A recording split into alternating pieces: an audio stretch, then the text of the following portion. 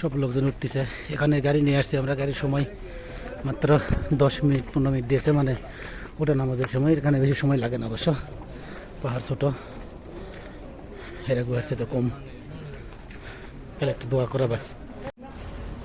পাহাড় থেকে নেমে আসতে আসতে পায়ের একবারে বল শেষ, আর পায়ের বল থাকবে কোথা থেকে?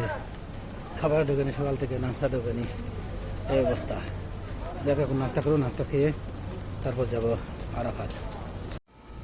দর্শক, আমরা আরাফার ময়দানের দিকে রওনা হলাম। মাঝপথে আমরা দেখতে পাচ্ছি অসংখ্য মিনা মুজদালিফা। এই মিনাতেই হাজিরা অবস্থান করে। এই মিনাটা হজের সময় সচরাচর খুলে দেওয়া হয়, এখন খুলে দেওয়া হয় না, এই জন্য আমরা গাড়ির ভিতর থেকে ভিডিও নিলাম। তো এখান থেকে আরও যেতে হবে 7-8 কিলোমিটার, অর্থাৎ মক্কা শরীফ থেকে আরাফার ময়দান প্রায় 12-13 কিলোমিটার দূরে অবস্থিত। তো আরও 7-8 কিলোমিটার যেতে হবে। এই মিনাগুলান পার হয়ে আমরা যাব আরাফার ময়দান এবং জাবালে রহমতের দিকে। তো চলুন দেখতে থাকুন আমাদের সেই জাবালে রহমতের ভিডিও। दुआ मांगी थी, अच्छा। ठीक है। वो दुआ अल्लाह ने कबूल कर ली। हज़रत हवा अलैहिस्सलाम से उधर ही मिला है। हाँ वो मिलाद भी फिर उनका उधर ही हुआ था। पूरा ये मीना है। ये मिला है। हाँ मीना। मीना का मतलब क्या? এখানে হাজিরা রাত্রে থাকে। ও আচ্ছা আচ্ছা, হাজিরা থাকে। এটা ক্যাম্প। कैंप है ना, मिला है ना।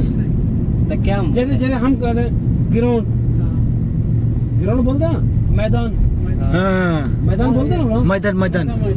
ये समझो कि ये मैदान, ये मिला, কিছু না ये क्या था? ये तो खैमे तो अभी लगाए ना, पहले खैमे थोड़ी थे, पहले ऐसे था, ओपन था। अच्छा अच्छा, मैदान बुझाया मीना। यार उसका मैंने आसान से आपको समझा दिया ना।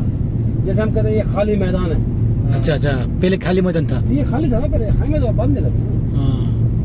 आज ये ऐसे आके बैठ जाते। দর্শক, আমরা অলরেডি প্রবেশ করেছি আরাফার ময়দানের ভিতরে। এটা হচ্ছে আরাফার ময়দান শুরু। আরও ভিতরে যেতে হবে 2-3 কিলোমিটারের মতো, সেখানে গেলে পাবো জাবালে রহমত। তো এই আরাফার ময়দানে যেগুলো গাছগুলো দেখতে পাচ্ছেন, এগুলো সব নিমের গাছ। আমরা জানি যে এই নিমের গাছগুলো আমাদের বাংলাদেশ থেকে দিয়েছে, এই জন্য আমরা সৌভাগ্যবান। এবং আমরা আরও সৌভাগ্যবান যে এই নিমের গাছগুলো আমাদের বাংলাদেশের শ্রমিকরা লাগিয়েছেন, এবং অসংখ্য শ্রমিক বাংলাদেশের এখানে কাজ করে। তো চলুন সব আরাফাত ময়দান। ये पहले 2-4 महीने पहले जो है माना ऐसे करके সব আরাফাত ময়দান। रमजान के बाद यहाँ पे काम शुरू हो जाता है। ये सफाई होती है, ये हमाम बनाते हैं, हमाम की सफाई करते हैं, ये काम देखने का लायक होता है। सो बड़ा ये सब मैदान। काट देते हैं, क्योंकि इधर आके लोग रहते हैं ना, तो ये सफाई करते हैं। अभी तो हज खत्म हो गया, अब ये पूरा साल ऐसे ही पड़ा रहेगा। দর্শক, দেখতে পাচ্ছেন এটাই হচ্ছে জাবালে রহমত পাহাড়। এই পাহাড়ে মা হাওয়া এবং আদম আলাইহিস সালাম দেখা হয়েছিল, এবং এই পাহাড়ে দাঁড়িয়ে আমাদের রাসূল সাল্লাল্লাহু আলাইহি ওয়াসাল্লাম বিদায় হজের ভাষণ দিয়েছিলেন। এটা আরাফাত ময়দানের কোল ঘেঁষে অবস্থিত। এই পাহাড়টি নিচ থেকে 70 মিটার উচ্চতা এবং 2 কিলোমিটার প্রস্থ এই পাহাড়। তো চলুন দেখতে থাকুন, আমরা উপরে উঠবো এবং সম্পূর্ণ ভিডিও আপনাদের আমাদের শেয়ার করব। দর্শক, আমার পিছে দেখতে পাচ্ছেন এটা হচ্ছে জাবালে রহমত পাহাড়, রহমতের পাহাড় দেখতে পাচ্ছেন, এবং আমি দাঁড়িয়ে আছি। আমার পিছন দিকে দেখতে পাচ্ছেন এটা হচ্ছে আরাফাত ময়দান, আরও বহুত বড় এরিয়া, ঠিক আছে। এটা হচ্ছে আরাফাত ময়দান। আর আমার পিছে দেখতে পাচ্ছেন এটা হচ্ছে জাবালে রহমত, রহমতের পাহাড়। এই রহমতের পাহাড় বাউন্ডারি করে রাখছে, সব সাইড উঠতে দেয় না, ওঠার জন্য আলাদা রাস্তা আছে। ওই সামনে আমার সাদিকেরা আছে, তারা যাইতেছে। ওই সামনে গিয়ে উঠতে হবে, সিঁড়ি আছে। রহমতের পাহাড়, আলহামদুলিল্লাহ, আল্লাহ মনের আশা পূর্ণ করলো। 5 বছর ধরে এই স্বপ্নে দেখছিলাম, আল্লাহ আজকে স্বপ্ন পূর্ণ করলো ইনশাল্লাহ। জাবালে রহমত, রহমতের পাহাড়ের উপর সবাই উঠতেছে।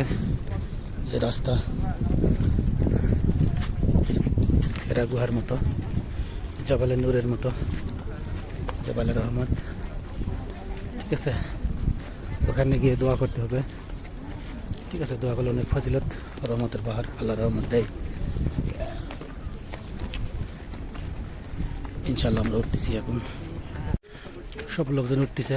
এখানে গাড়ি নিয়ে আসছি আমরা, গাড়ির সময় মাত্র 10-15 মিনিট দিয়েছে, মানে ওটা নামাজের সময়। এখানে বেশি সময় লাগে না অবশ্য, পাহাড় ছোট, হেরা গুহার সাথে কম, তাহলে একটু দোয়া করা বাস।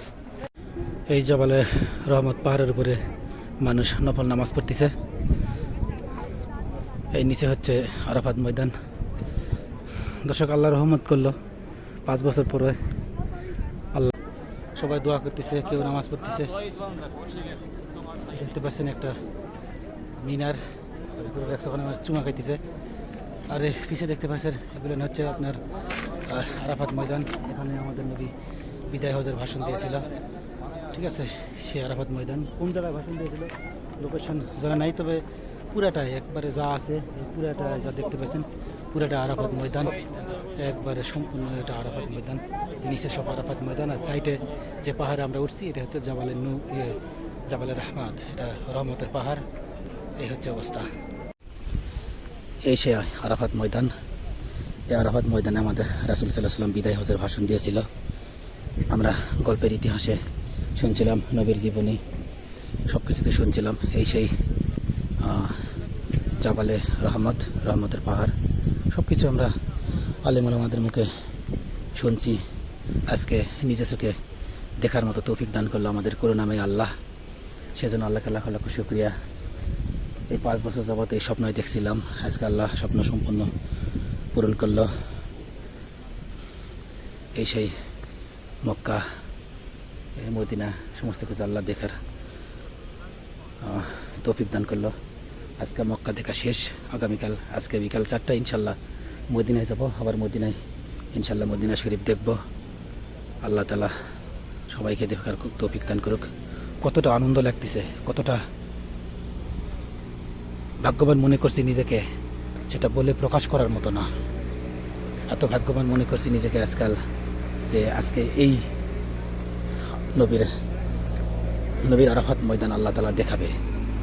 কতটা ভাগ্যবান হলে এটা সম্ভব হয়। রহমতের পাহাড়, আল্লাহ সবার জীবনে একবার না একবার এই মক্কা মদিনা দেখার তৌফিক দান করুক। আমিন।